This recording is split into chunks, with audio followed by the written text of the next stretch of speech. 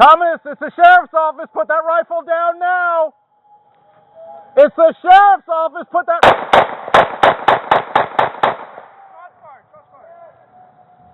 Put the rifle down. Put your hands up. We arrive on scene at 8:19, and deputies are immediately encounter him with the rifle standing in the yard. And for the next till 8:41, so what's that? 22 minutes. They're trying to get him to put the rifle down, and then there's a point in there where he racks he charges the weapon and brings it up and points it at deputies. And one of our deputies fires, as you see, multiple times, striking him. When you say to yourself, what is the highest potential of a deputy or police officer to be killed doing this job? It's answering those domestic calls.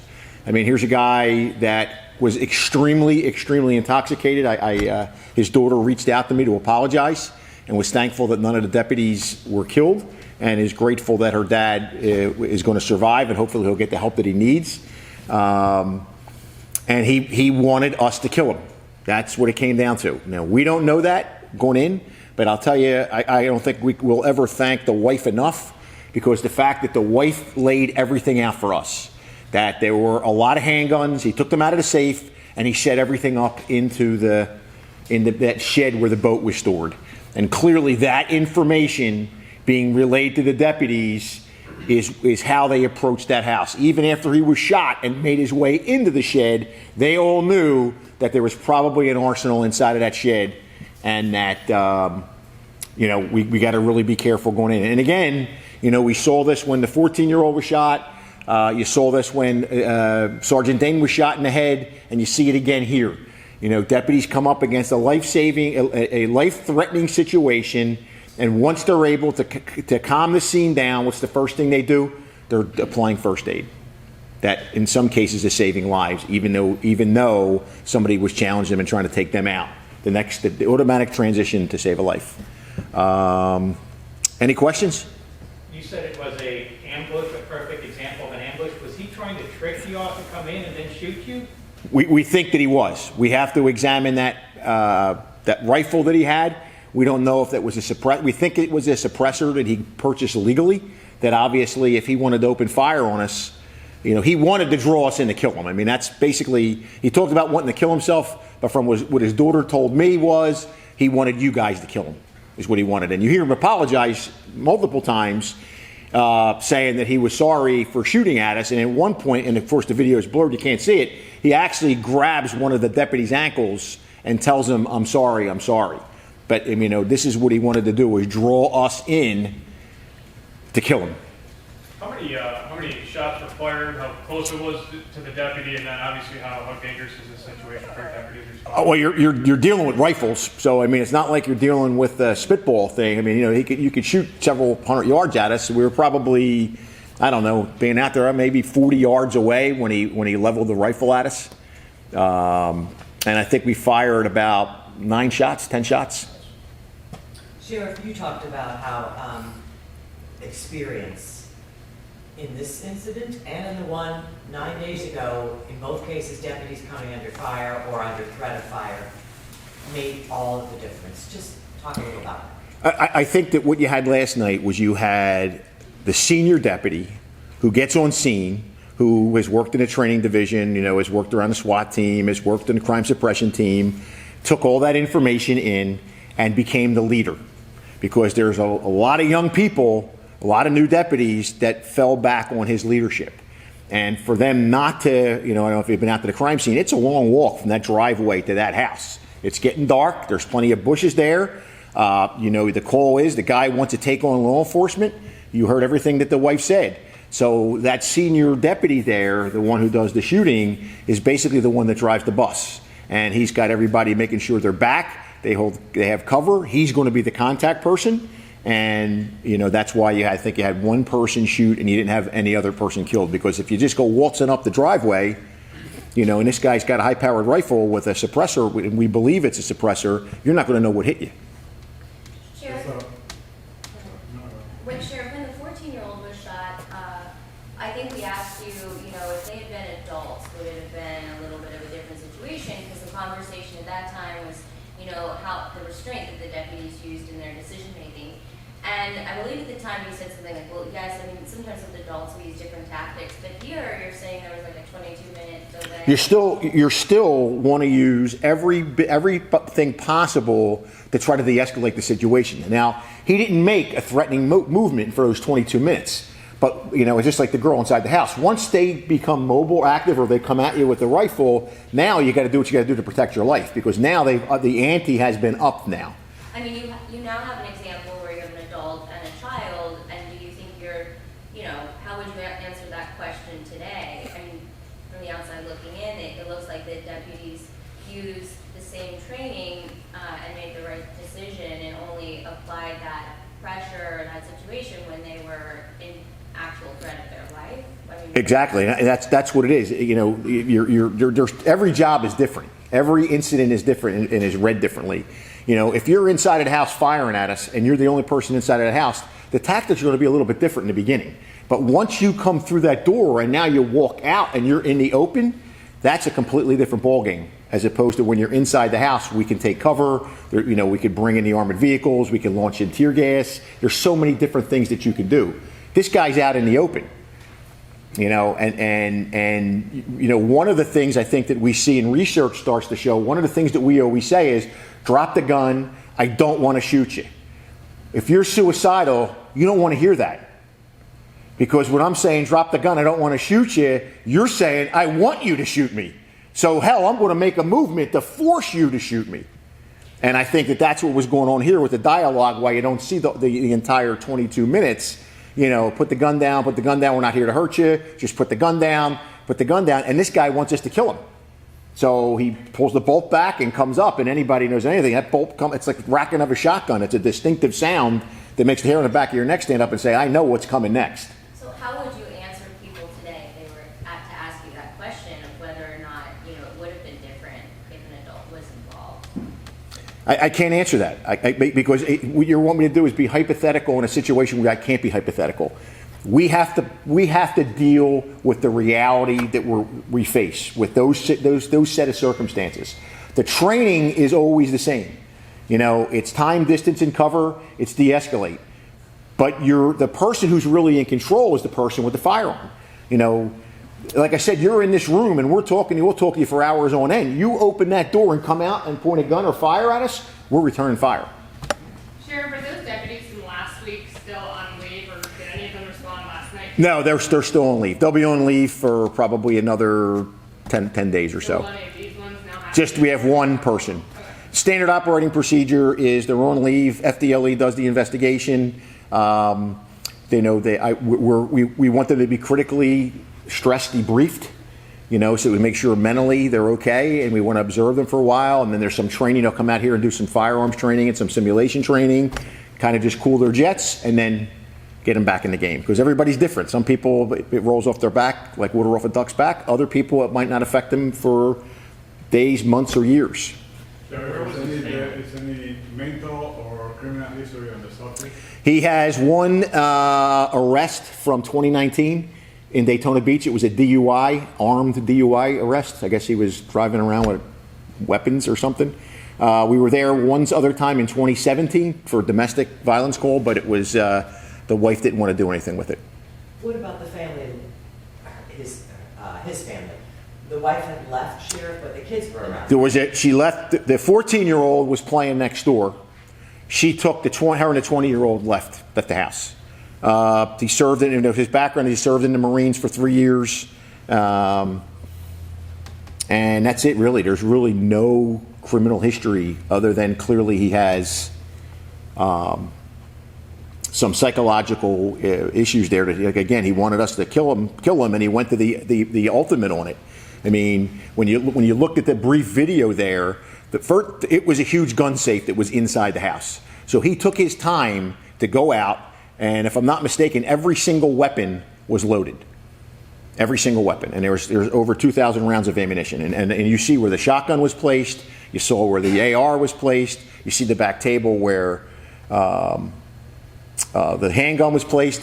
And we think, we can't prove this, but based on the scene last night, that he probably had two that's everything we confiscated.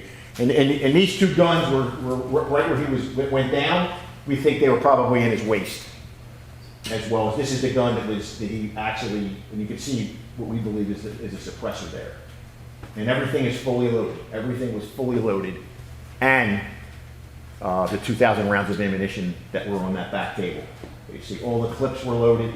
So the fact that he moved all those guns out of the inside of the house, out of the safe, he had a huge gun safe in there, and then placed them all around the garage.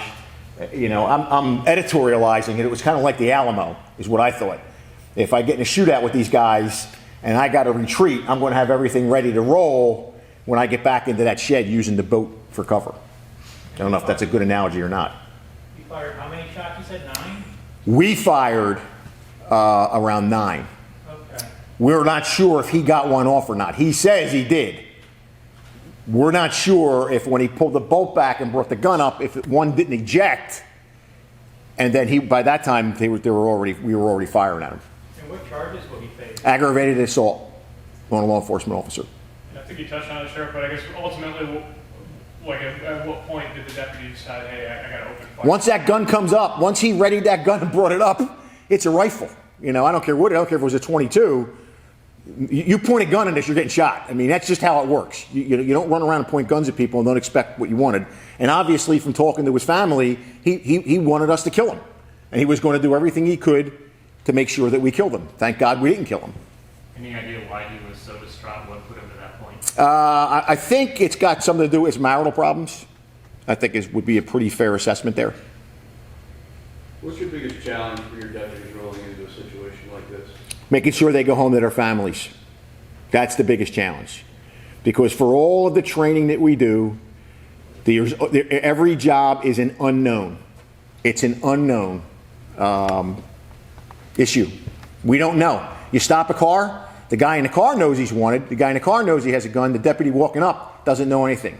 You're going to a domestic scene, you know, and I'll tell you that I think time has taught us that the hair on the back of your neck stands up when you have the wife on the phone saying he's got multiple firearms and he wants to shoot it out with you. I mean, you heard what she said, and that's relayed to us.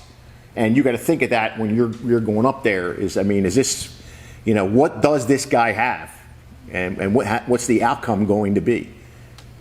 You usually in these situations get such good information from the wife or the significant other.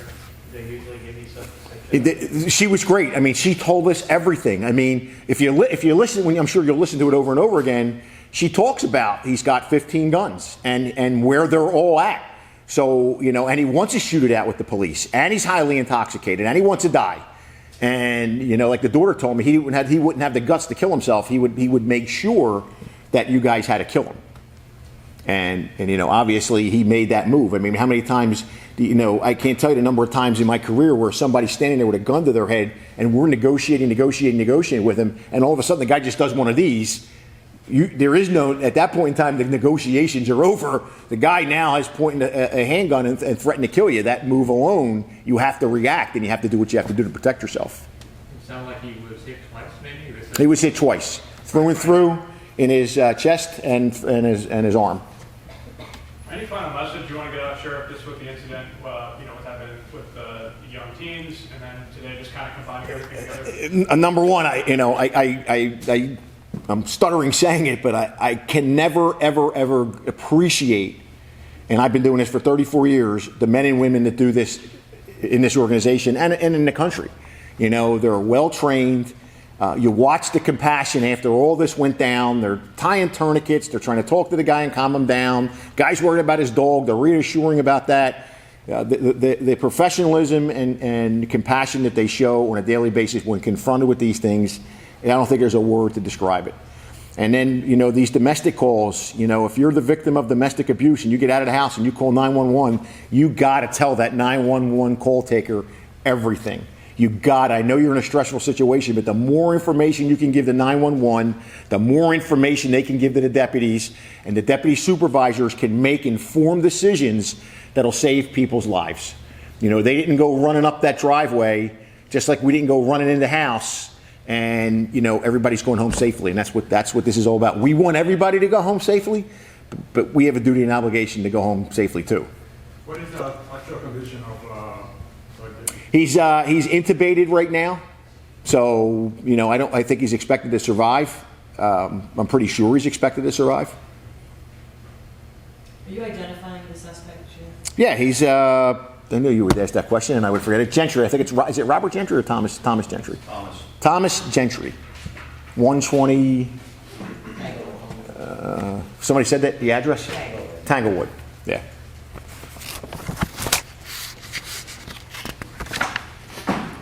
So. Can you tell us briefly, like those guns up there, what type they are, or calibers or something? Randy, can we call on you for a minute for your firearm expertise? Okay, so right top right, that is looks like a Remington 870 12-gauge shotgun. That looks like a Mossberg 500 underneath it, another shotgun. Looks like a pistol grip model.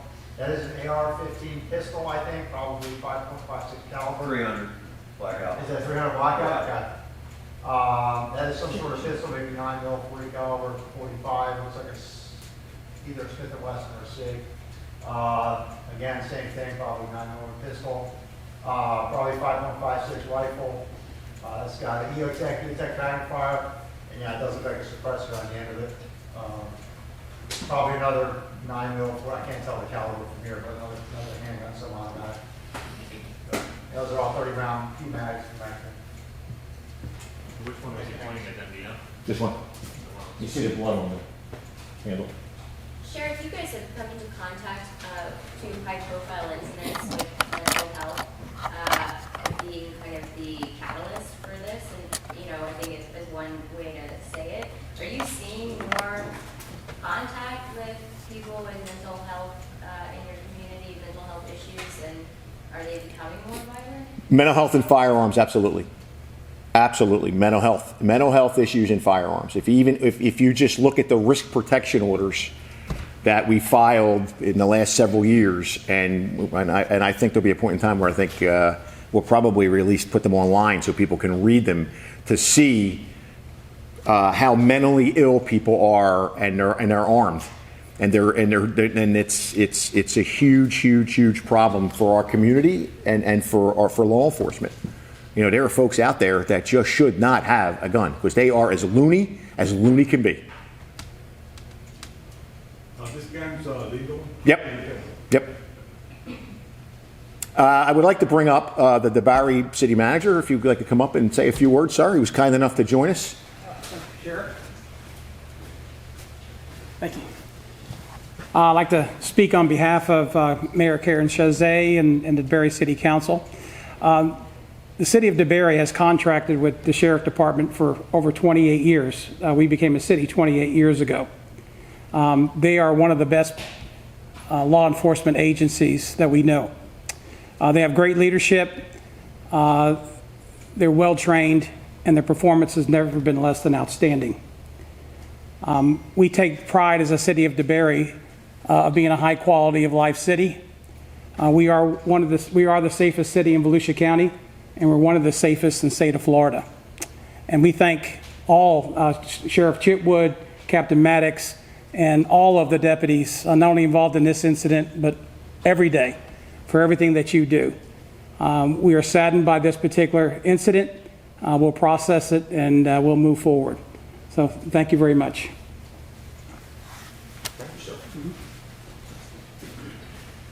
Guys, got anything else?